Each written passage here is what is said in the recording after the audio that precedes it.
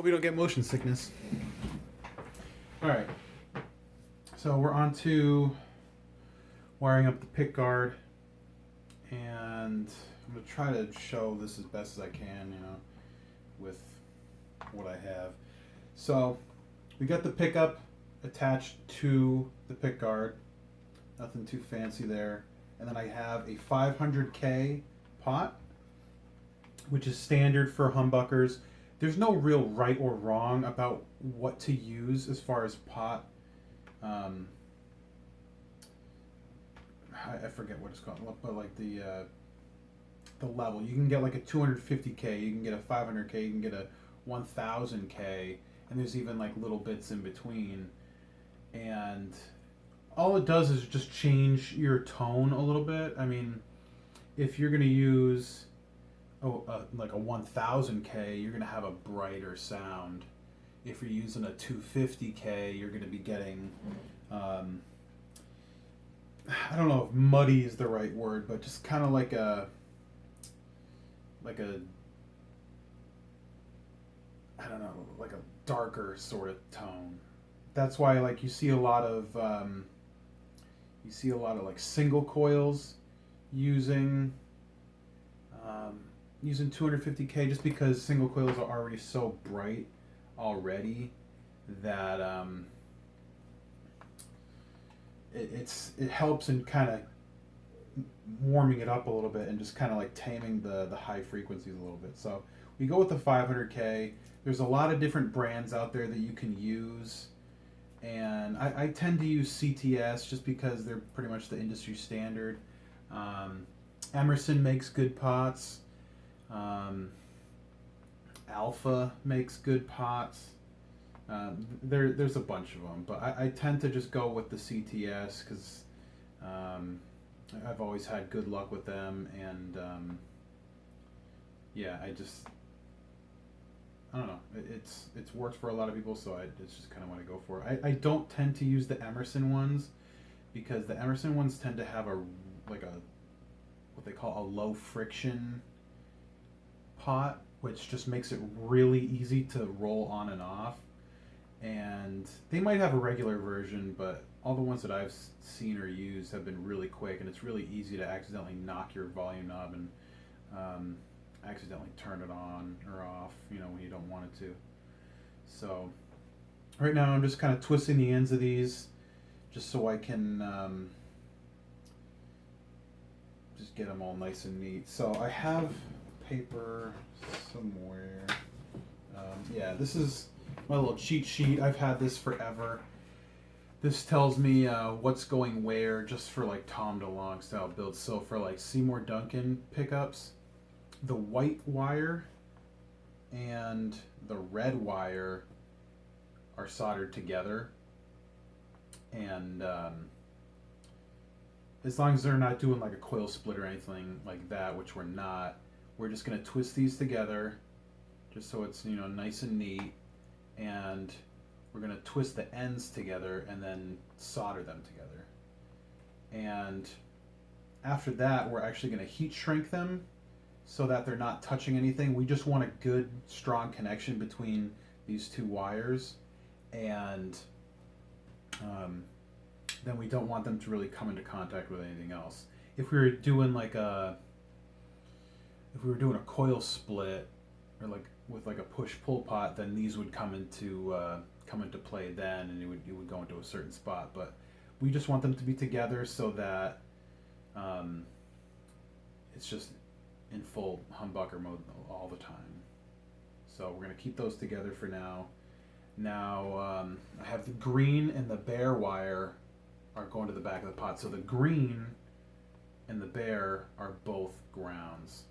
And you would think, you know, based on what, you know, most companies will use, you would think that the black wire would be the ground wire, but the black for Seymour Duncan has always been the hot wire, and that definitely has screwed me up in the past. I know it's screwed up other people in the past as well.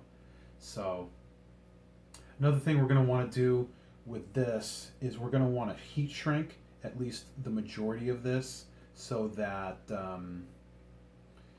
that black wire there isn't or not black, the bare wire isn't touching anything else. We don't want it accidentally touching like the hot wire and grounding it out, or anything like that. So we're just going to keep it nice and neat and make sure that it's not going to be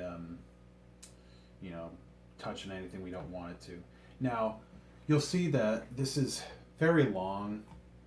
I tend to keep the leads long just in case if whoever buys this guitar eventually wants to swap out the pickups and they end up wanting to sell the pickups, it's much easier to sell a pickup with the full lead wires. Realistically, I could cut this, to like right here, like only a few inches, and have more than enough to do everything that I need. But it's just as easy to just zip tie it together, which I'll do. I'll zip tie, most of this together, and then just use what I need, because like I said, it's just better for resale value in the off chance that I need to swap the pickup or something like that. So yeah, like I said, this black wire is going to be the hot, and the hot is always this far left lug. That lug is where you're going to be connecting, the hot of the pickup. The middle lug is going to be the hot that goes to the output jack. And this far right lug is going to be grounded to the back of the pot. And there's different ways you can do that. I could just, I've seen people just bend this over to the pot and, just put a whole big glob of solder on there. But it looks kind of barbaric, and I don't know, I don't like to just bend stuff really hard and just out of the way for the electronics. So what I'll end up doing is just putting a small wire through that and just connecting it. I could use the ground from, say, the input jack. I could just have it go right through there and ground to that lug and to the back of the pot, or a couple different ways as well. And there's a wire that I actually had put underneath the bridge on the body that's out of the way for now. That is going to go to the back of the pot. So I'm going to be creating a couple small little pools on the back of here just to kind of get things started. And yeah, like I said, we're going to want to solder the ends of these as well. So like the black and the white together, the green and the bare together. I'm going to want to solder those so I have a nice strong connection. That's after, I've already kind of twisted them together. So I'm pretty much getting the best possible connection that I can really get.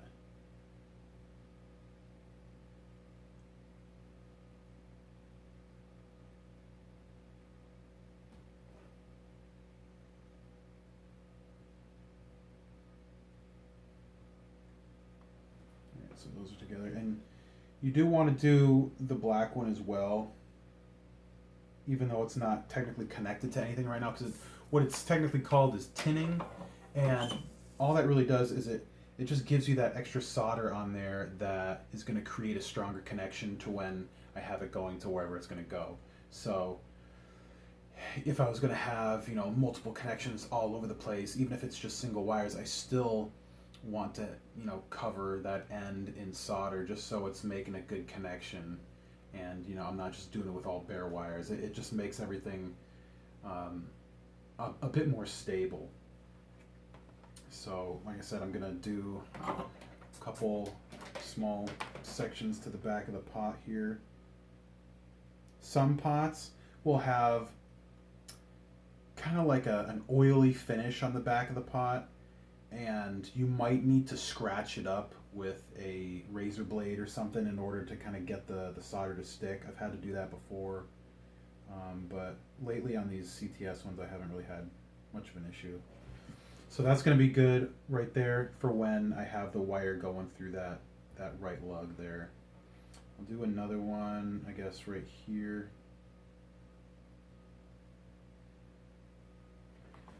And I'm not sure if I'll need another one or not, but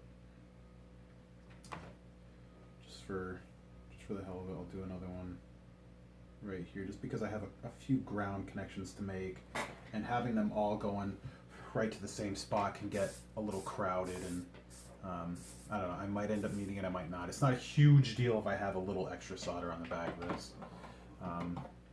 There are some people out there that have very, very clean wiring.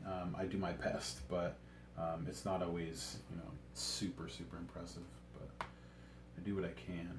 So, like I said, we're gonna need some heat shrink tubing on this. I got a few different sizes here. You can get that at like any number of like hardware stores or electronics stores. You could use like electrical tape. You know, same thing, honestly. So I'm gonna check and see just like how much length I'm gonna need on this. And so I want it to go to about here, so I'm going to cut it right about there. Where'd you go?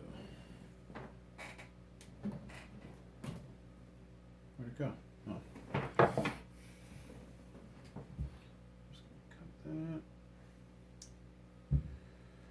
And slide it over the end of that. And that's just, like I said, going to keep us from having, you know, that ground wire really touching anything it shouldn't.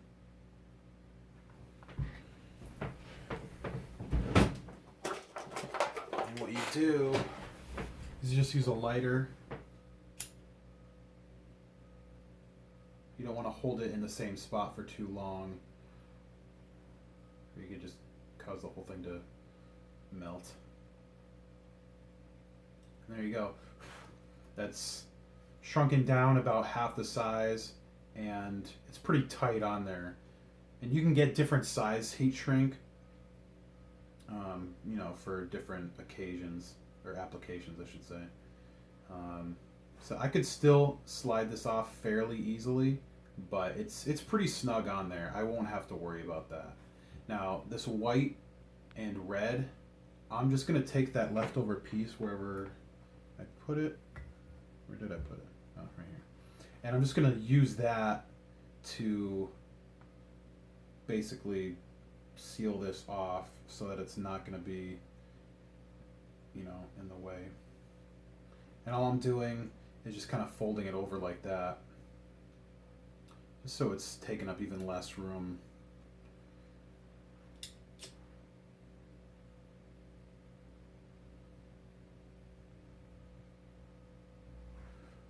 And since I had folded it over, you know, it's kind of like twice the space in here, so it was a bit tighter than it would have been in there. And yeah, that should be good. So, don't have to do anything else with the white and the red. This has to get soldered to the back of the pot, and then this has to get soldered to the far right lug here. And we actually don't need that much of a bare end on this. You actually need very little.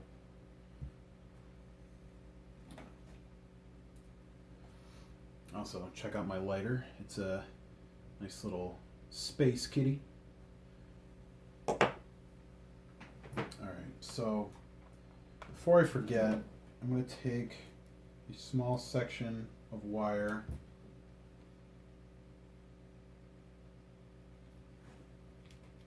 That wasn't right.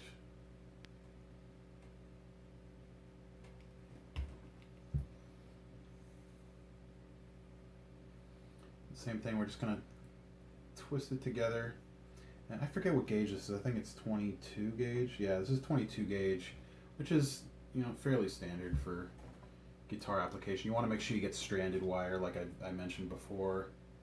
And I'm just going to tin this.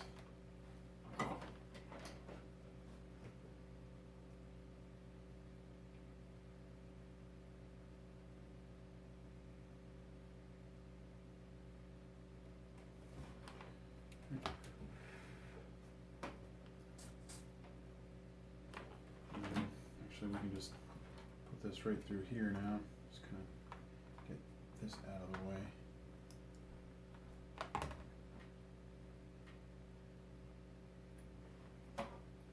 It's a little bit easier to just keep this still attached on here, just so it's a little bit easier to manage. And I'm just going to solder it right to that little pool I'd already left on there. And now that's in place, and I can just solder this other bare part right to the lug here.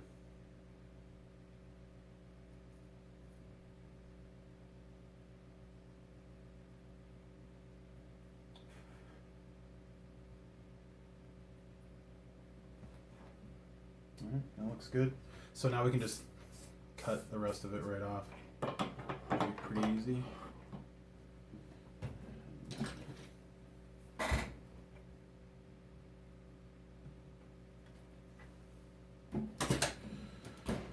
Okay. Now, like I said, I'm gonna have the ground from the bridge, and I'm gonna have the ground from the output jack as well to think about. So I try to leave some room on here. I'm just gonna stick it right to the edge right here.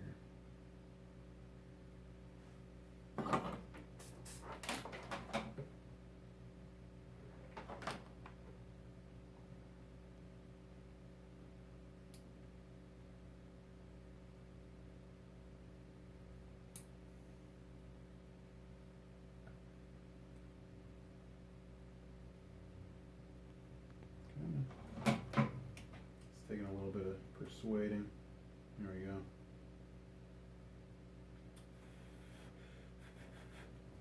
Alright, and then this black wire will go to the left lug.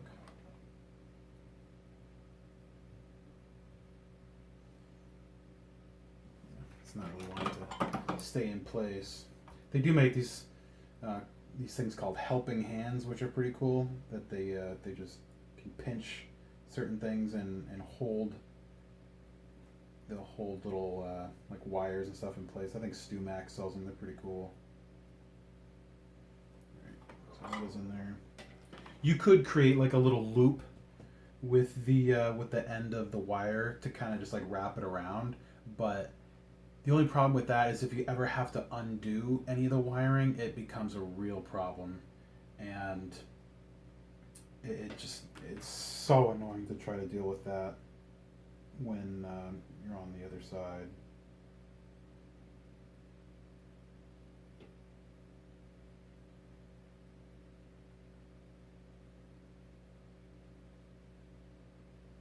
You want to fill the little loop completely with solder. You don't want to use too much solder, but you want it to be completely covered, so you're not having any open spot in the loop there. So from here, I can kind of just zip tie this part together. I'll probably do it just like that, just keeping everything, you know, tight like that. I do have some small zip ties here.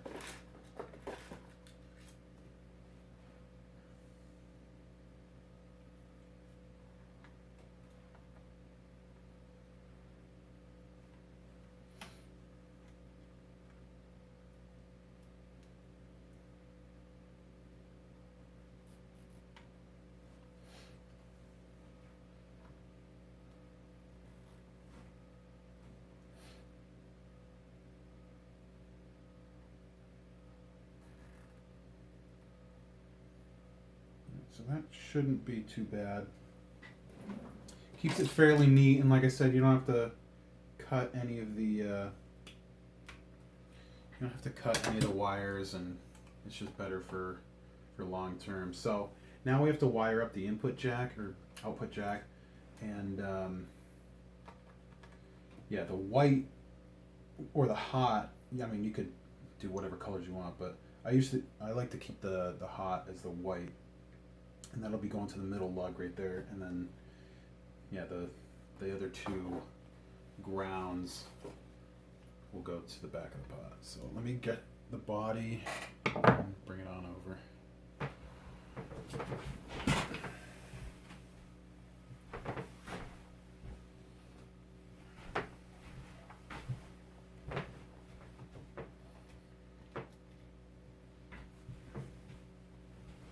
Just zoom out a little bit here.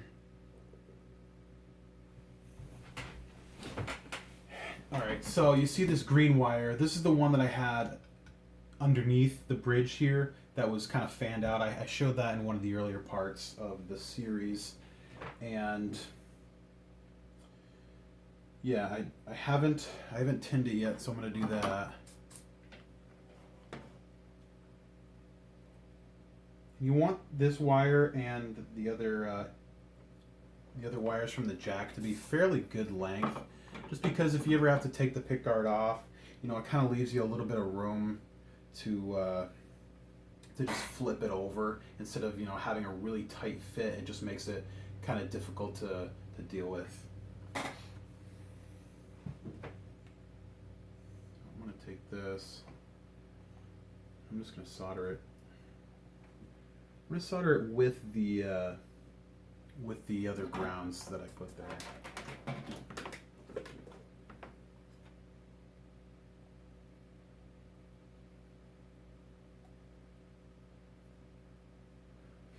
And of course that accidentally came off.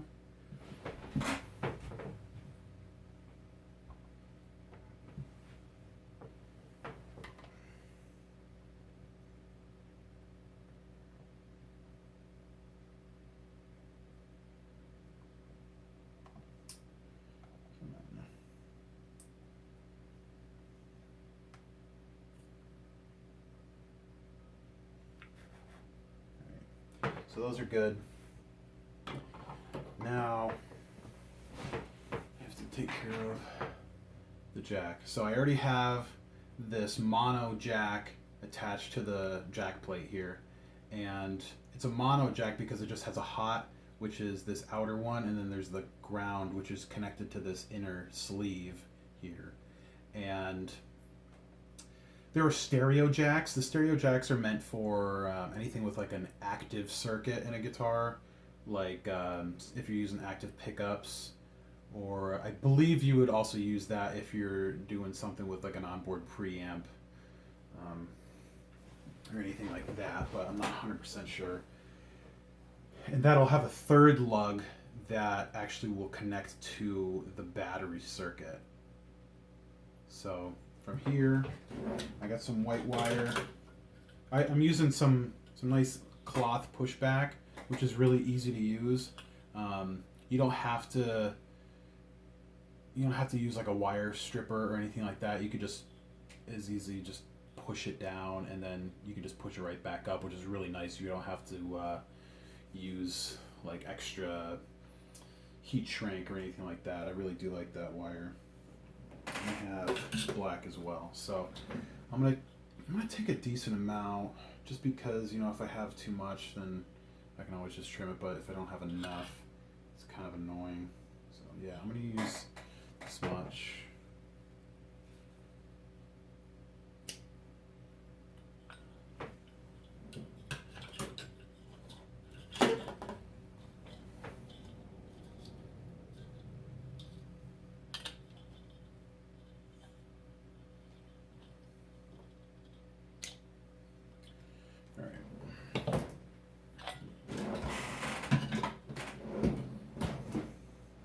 So like I said, the white will go to that outer piece that is not connected to the inner sleeve. The inner sleeve is going to be for the black.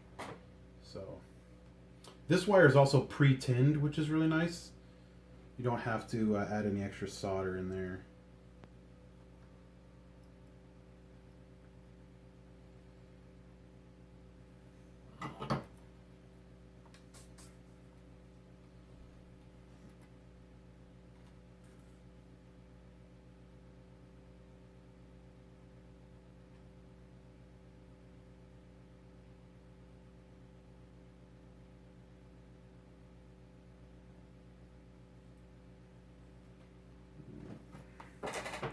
That is good. Like I said, it's got the push wire, so you can just stick it right back up to the end there and have a good connection. We're going to do the same with the white.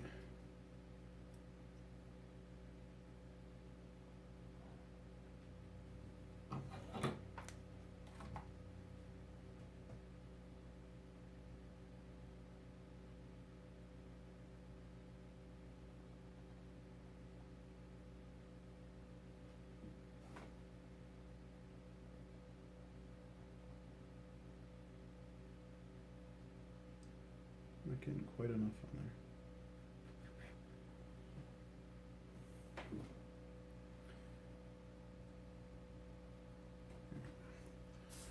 Should be okay. I don't know if you can even see that in the video. Yeah, kinda. So from here, leave a little bit of room, and then you can twist these together.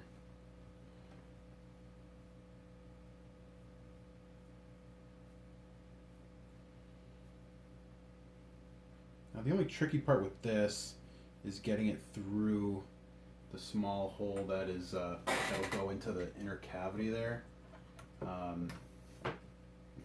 Sometimes it may be better to just solder the wires straight to here and then feed them through and then do them to the jack. You know, I've done that before, but either way will work.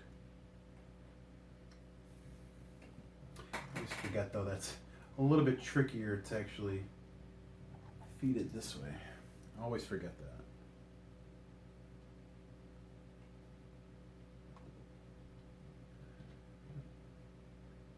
Alright, that was actually pretty easy this time around, thankfully.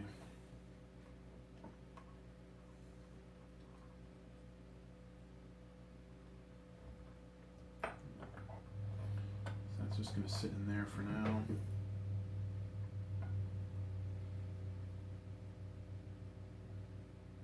Black wire is going to go to this extra little pool I had left to solder here on the back.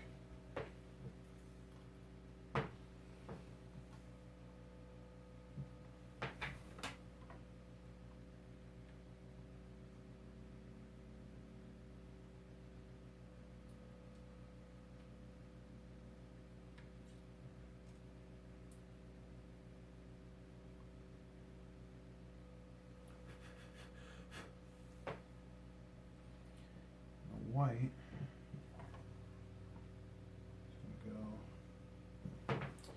White is going to go to that middle lug, like I mentioned about 40 times. Probably like, yeah, I know, middle lug.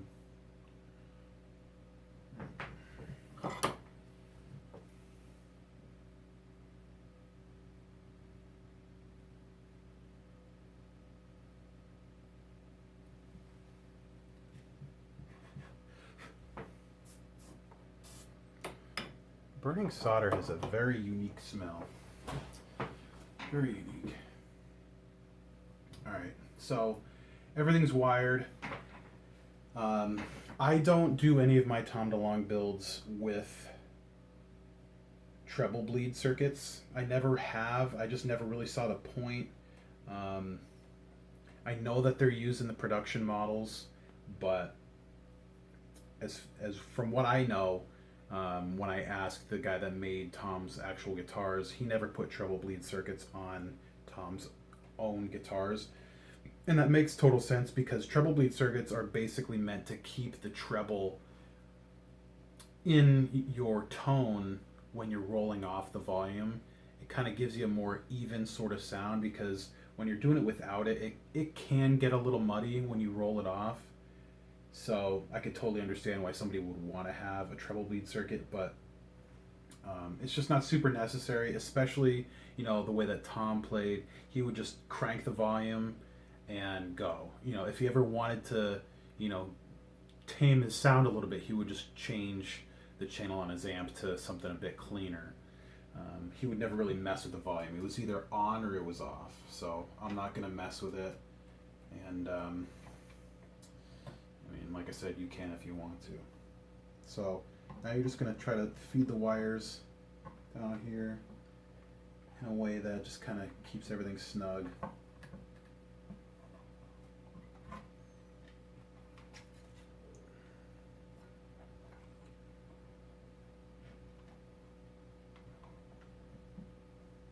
Come on.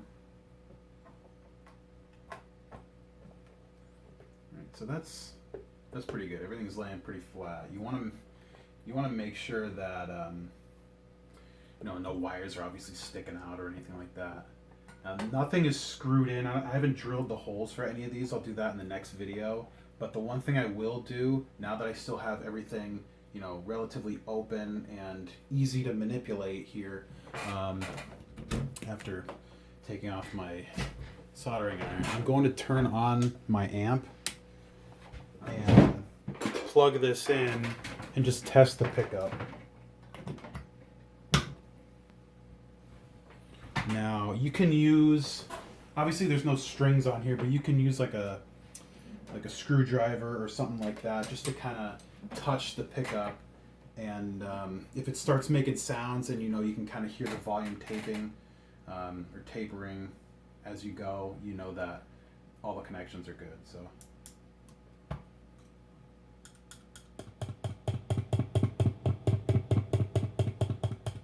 yeah, so we're good.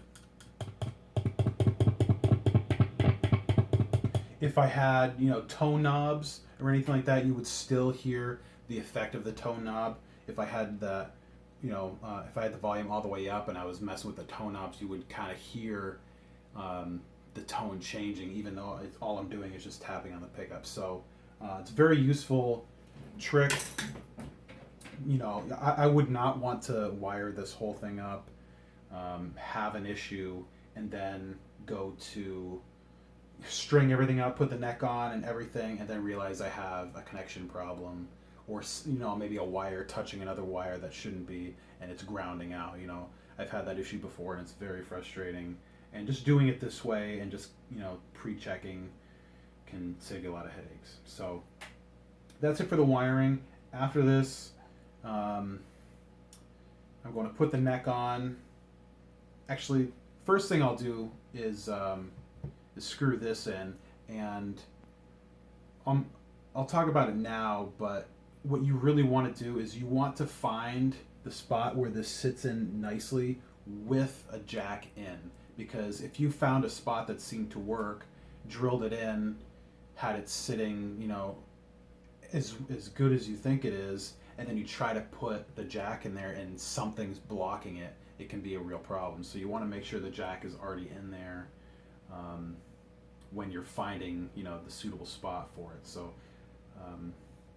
yeah, but that'll be another video. So thanks for watching. If you got any questions, let me know, and I'll see you for the next one.